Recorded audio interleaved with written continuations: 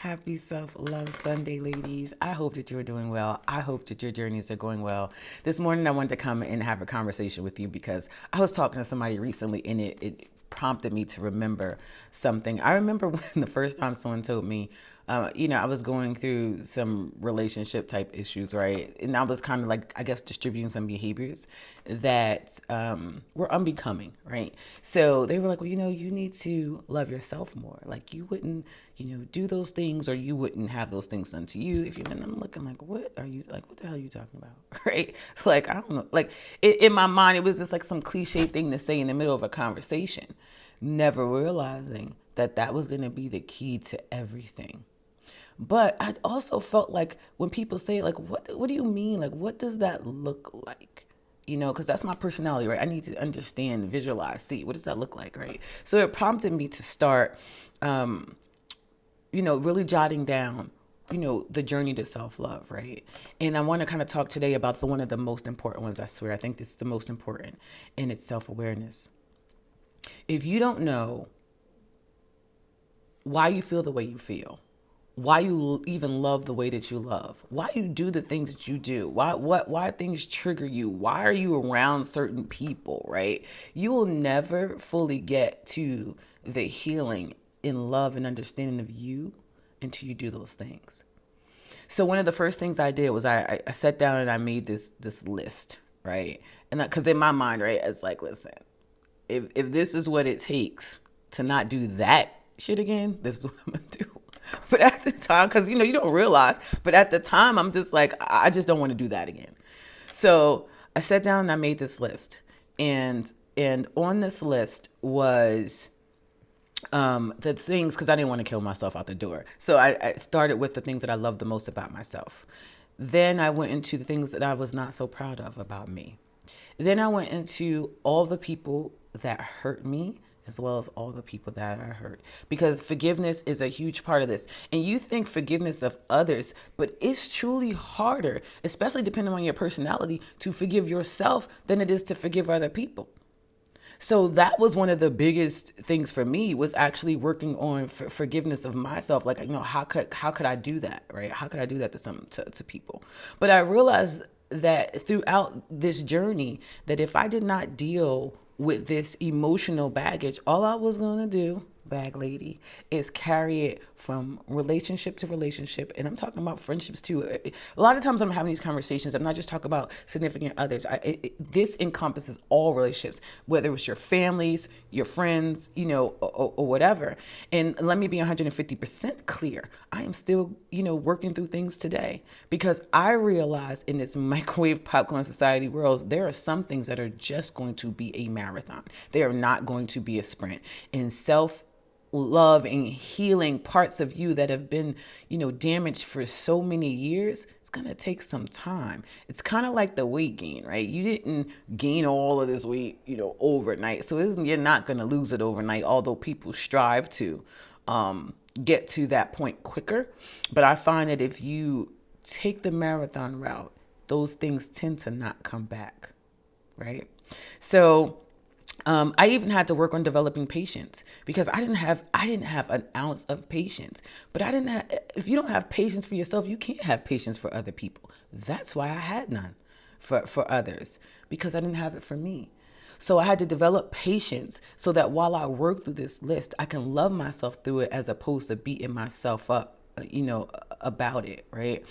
It's you just don't realize how things are so connected to your past. For example, right?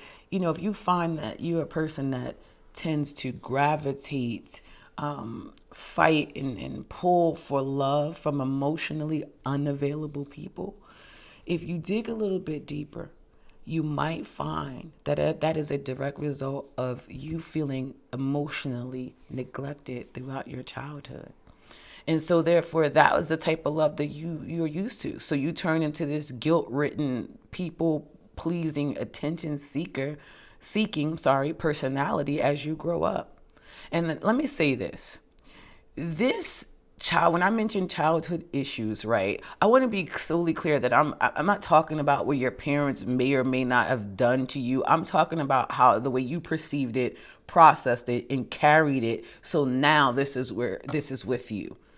So those are the things that you need to work on. And that was something that slapped me in my face. Like, damn, I was, all these emotionally unavailable when I'm constantly pulling and pushing and prodding, for love and then again friendships as well, right? And it's like, it's always, this constant pull with the hopes that one day, just one day, they will love me the same. Girl, I had to like wake up. But that was all because I had some healing of my own to do. So now that I've got that and I understood, what it was that was kind of like triggering me, I had to take some steps to work on it, right? So the first step again was self-awareness. Being self-aware is everything, guys. It will shape your relationships so differently. You will begin to see when you start doing this work. Let me tell you what, you'll begin to see who really likes you and who doesn't. You will begin to see why you're choosing the partners and people that surround you in your life. It really, really opens up, what people consider your third eye, right? When you start working on these things. So I really want to keep the first step in focus because a lot of people haven't even started with the first step. And then it's like, well, sometimes you're really not that self-aware. So you have to find people who genuinely love you and care for you, and sit down and have a conversation about how they perceive you and how they see you. Sometimes there's nuggets in that. And if you have kids, ask them. I found that the kids are one of the most honest, brutally honest people. I remember my kids used to call me the warden.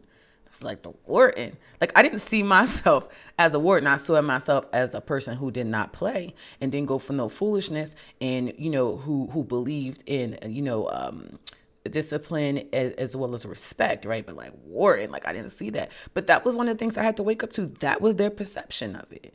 So, and it was something that I wanted to work on and fix. I didn't want to be my kids' warden, you know what I mean? But they were brutally honest with me, and that's something that I worked on, and it was really, really important. I think it shaped the relationship that I have now with my younger kids. It's a very different relationship because 9 times out of 10, you don't want to go to a war and express what's going on with you, right?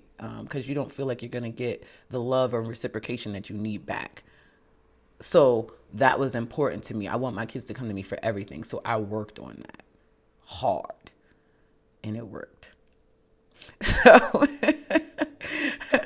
I throughout these weeks, I want to keep working on, providing you steps to help you grow with your self-love. So, and when past trauma, right? I want to say this before in this video, because I should have mentioned it earlier. How did I go about working on those things to heal them? I'm going to say it every single time because I think it's important. I sought out a therapist. Why am I going to keep saying that? Because I want to break down the stigma and the stereotype that you have to look a certain way, be a certain way, or be totally crazy, or, whatever that thing is that's out there when it comes down to mental health and the therapist. The bottom line is there are people out there that will help you and aid you on your journey to becoming the best you can possibly be, so that you can go out in this world and set this bitch on fire by living your purpose and your passion. And a therapist just happens to be one of them. Okay? The reason why I am sane at this moment in time in my life is because I had a therapist there to help me through my grief and my trials and tribulations and help me heal some of those past trauma issues so that I can even get to the point of talking to you today. So that is a beautiful thing. And if you have to seek out that direction without letting anyone know, do that. Because I didn't announce that I was going to therapy. I just went. I didn't need anybody's personal opinion about me becoming a better person today. I didn't need anyone telling me, oh, you just go talk to the pastor and all this other. Like, listen, I think there is a time and a space for that too, right?